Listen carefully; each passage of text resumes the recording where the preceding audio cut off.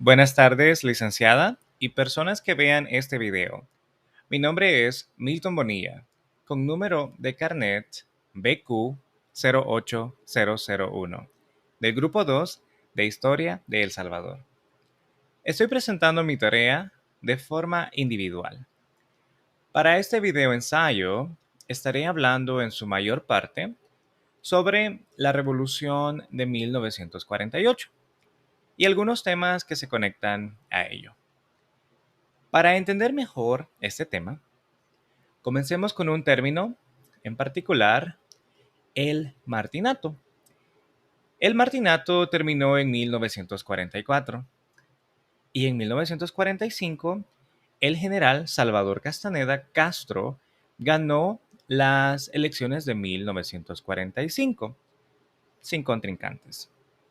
Su mandato ocurrió sin mucha novedad, pero al final, en 1948, empezaron a haber ciertos cambios que iban enfocados a la modernización, como la explotación hidroeléctrica del río Lempa y de la creación del Seguro Social. También una licitación para la construcción de un puente colgante sobre el Lempa, dictando medidas en materia laboral y promoviendo el acercamiento entre los países centroamericanos.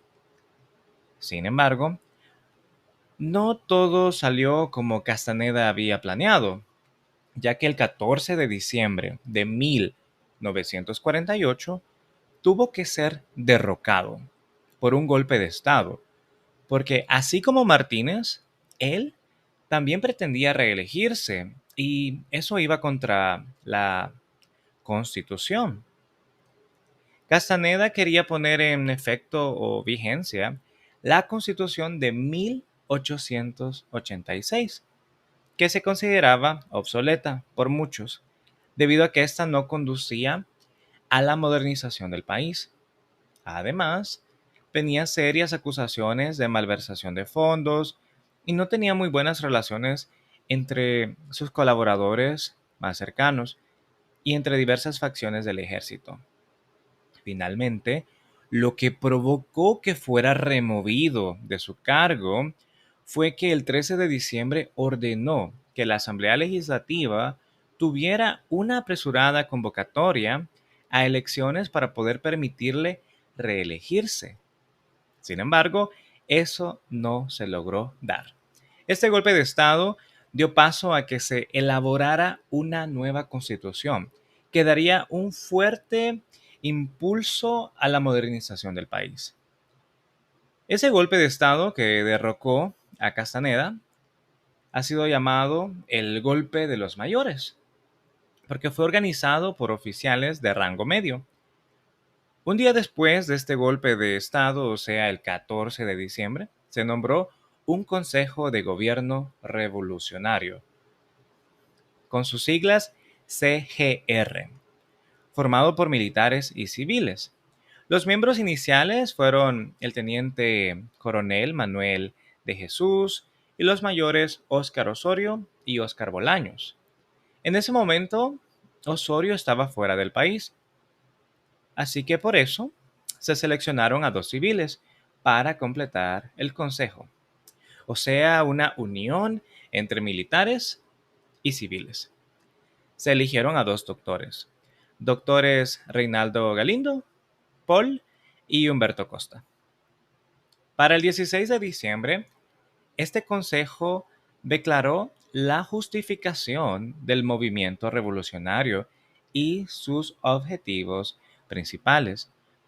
En ese decreto se habla sobre las razones que motivaron el golpe de Estado, tales como violaciones a la ley, el estado de sitio injustificado, pero sobre todo el intento de reelección ilegal.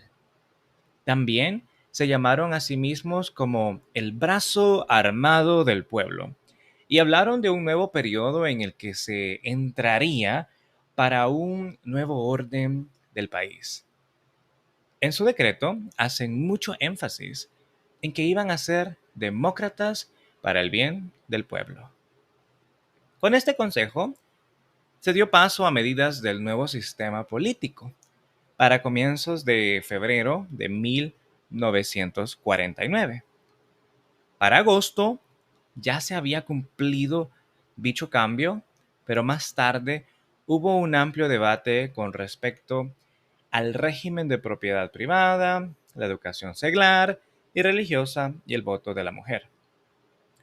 Más tarde, en octubre de 1949, Osorio y Galindo Paul renunciaron al CGR para hacer campaña por el Partido de Unificación Democrática bajo las siglas PRUD, que tenía como objetivo apoyar los ideales del CGR. No es que ellos se habían peleado con los miembros del Consejo, no, nada que ver. Simplemente que ellos hicieron este pues, partido para poder apoyar los ideales del Consejo.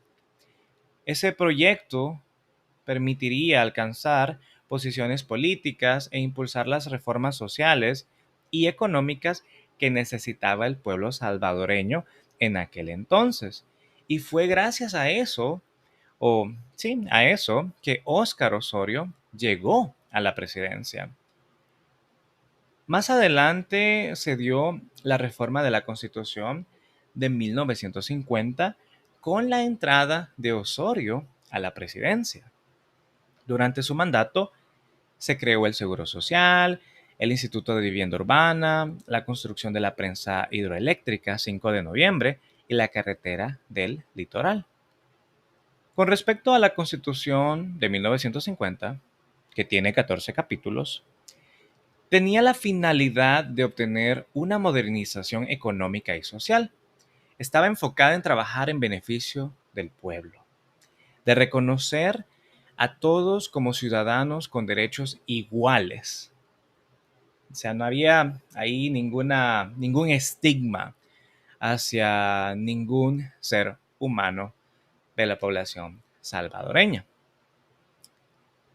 Aunque todo apuntaba para ser bueno, los cambios no llegaron para quedarse, ya que al ser aplicados en la realidad, no salieron tal cual se habían planteado o no salieron a cabalidad, porque terminaron beneficiando más a los habitantes de las ciudades y se dejó de lado al campesinado. Es importante mencionar que 1950 fue un buen tiempo porque entre 1945 y 1955 hubo un auge en los precios del café. Los precios se multiplicaron por 4 y para 1958 el café había alcanzado un precio de 120 colones por quintal, que si comparamos con 1920, como aprendimos en clases pasadas, cuando costaba 33 colones con 61 centavos, o sea, es claro que el auge es grandísimo, ¿no? Igual, el algodón para 1951 se vendía a un precio 3 veces mayor que en 1945. En conclusión, podemos decir que la revolución de 1948 ayudó mucho en beneficio del pueblo a que se les viera como tales, como ciudadanos con derechos. Se detuvo a una persona que quería actuar como Maximiliano Martínez. Se crearon reformas que apoyaban a los trabajadores.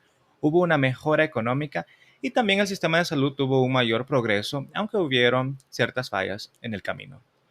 Personalmente, no hay gobierno que sea perfecto, y al menos el de Osorio hizo lo máximo que pudo en beneficio de todos.